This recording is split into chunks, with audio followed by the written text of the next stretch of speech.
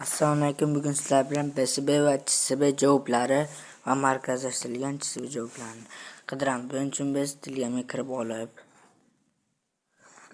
qidiruvga beramizda kichikcha PSB pastgacha CSB pastga maktab deb yozamiz. Yozib bo'lgandan keyin pastga maktab deb yozamiz. Maktab va mana bu kanal chiqib keladi. Shu kanalga kiramiz. Bu yerga barcha CSB javoblari bor. Mana markazlashtirilgan CSB. Endi markazlashtirilgan CSB javoblarini qanday topamiz? Kichikcha markazlashtirilgan deb yozamiz.